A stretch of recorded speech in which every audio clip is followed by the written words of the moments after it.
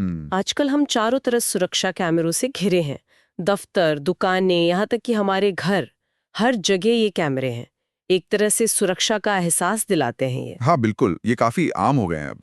लेकिन कभी सोचा है कि क्या हो अगर यही कैमरा जो हमारी सुरक्षा के लिए है, वही किसी हैकर का खिलौना बन जाए?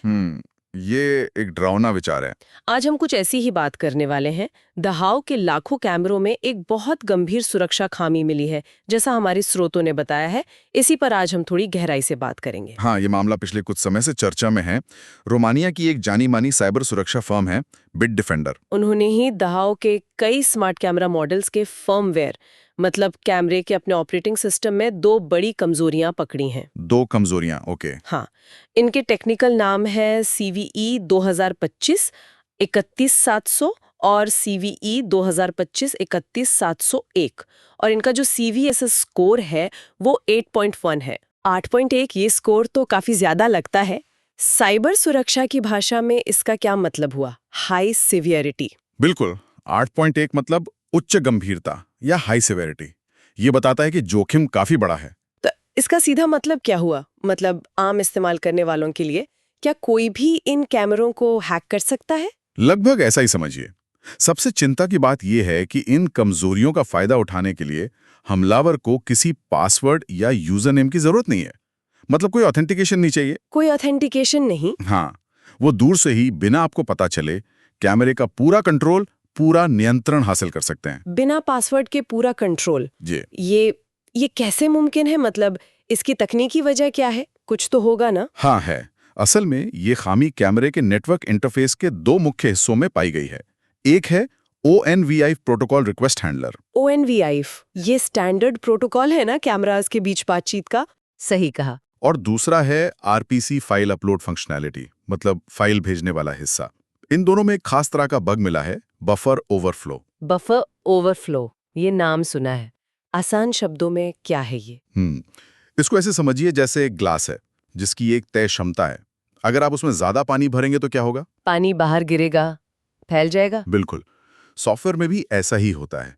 जब किसी तय मेमोरी स्पेस बफर में उसकी क्षमता से ज्यादा डेटा डालने की कोशिश होती है तो वो डेटा ओवरफ्लो होके आसपास की मेमोरी में चला जाता है और यहीं पर हैकर को मौका मिल जाता है। अच्छा, तो वो उस ओवरफ्लो वाली जगह पर अपना कोड डाल सकते हैं? एग्जैक्टली।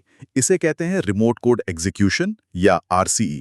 वो अपना मनचाहा कोड चला सकते हैं, मैलवेयर डाल सकते हैं, कैमरे की सेटिंग्स बदल सकते हैं या फिर कैमरे को पूरी तरह ठप कर सकते हैं, जिसे हम डिनायल ऑफ सर्विस या DOS अटैक कहते हैं। और ये सब हो सकता है बिना आपकी जानकारी के, एकदम चुपचाप। ये तो बहुत ही खतरनाक है। कौन-कौन से कैमरे हैं जिनमें ये दिक्कत है? और ये कहाँ-कहाँ इस्तेमाल होते हैं? क्या कुछ खास मॉडल्स ही हैं? देखिए, लिस्ट तो काफी लंबी है। इसमें IPC1XX, IPC2XX series, SD2A, SD3A जैसे कई पॉपुलर मॉडल्स शामिल हैं। लेकिन मॉडल नंबर से ज्यादा चिंता की बात यह है कि ये कैमरे लगे कहाँ हैं। हाँ, कहाँ लगे हैं? रिटेल स्टोर्स में, बैंकों में, कसिनो, बड़े-बड़े गोदामों में, कॉर्पोरेट ऑफिसेज में और लाखों घरों में भी। तो अंदाजा यही है कि दुनिया भर में लाखों डिवाइस थे जो इस खतरे की चपेट में आ सकते थे। लाखों डिवाइस! बाप रे! और किन कैमरों पर खतरा सबसे ज्यादा था? क्या सभी पर बराबर रिस्क है? नहीं, खतरा उन सभी पर है जिनमें पुराना फर्मवेयर है, लेकिन सबसे ज्यादा रिस्क उन डिवाइसेस पर हैं जो सीधे इंटरनेट से जुड़े हुए हैं। अक्सर लोग UPnP या पोर्ट फॉरवर्डिंग जैसी सेटिंग्स ऑन रखते हैं आसानी के लिए। हाँ, रिमोट एक्सेस के लिए करते हैं लोग। वही, लेकिन ये सेटिंग्स हमलावर के लिए दरवाजा खोल देती हैं। और तो और हमलावर फर्मवेयर की इंटेग्रिटी चेक्स को भी बाईपास कर सकते हैं। इंटेग्रिटी चेक बायपास मतलब? वो ऐसा मैलवेयर या परमानेंट बैकडोर डाल सकते हैं जिसे आप डिवाइस को रीसेट भी कर दें तो भी शायद वो ना हटे। और इससे उन्हें मिलता है डिवाइस पर root level access. Root level access? इसका मतलब तो वो कैमरे के मालिक ही बन गए। वो क्या-क्या कर सकते हैं फिर? सिर्फ वीडियो देखना या उससे भी ज्यादा कुछ? रूट एक्सेस का मतलब है डिवाइस पर सबसे ऊंचा कंट्रोल।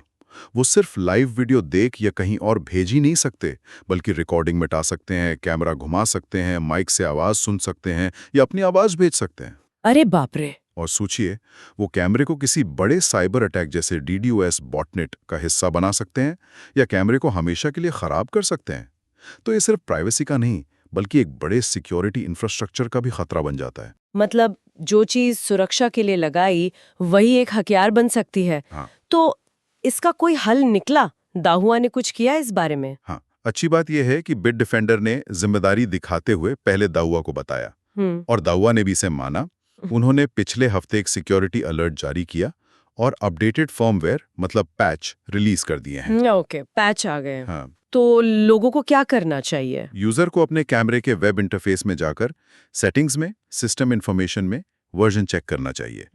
वहां फर्मवेयर का बिल्ड टाइम स्टैम्प दिया होगा।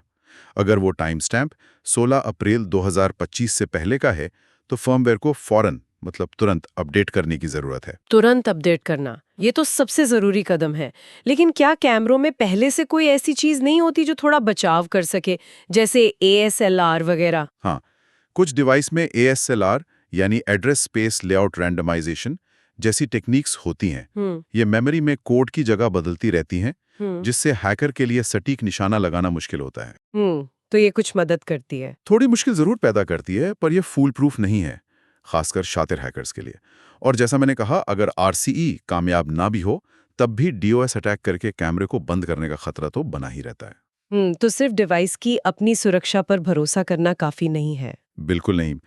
ये पूरी घटना एक बड़ा सबक है, खासकर IoT डिवाइसेस के लिए।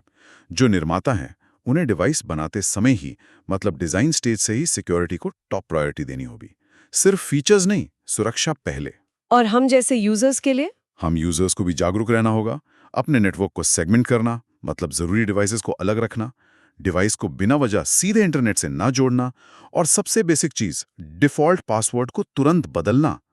ये छोटी छोटी बातें बहुत फर्क ला सकती हैं। तो कुल मिलाकर बात यह है कि जिन डिवाइसेस पर हम अपनी सुरक्षा का दारोमदार रखते हैं वो खुद एक बड़ा जोखिम बन सकते हैं अगर उन्हें ठीक से अपडेट और सुरक्षित ना रखा जाए।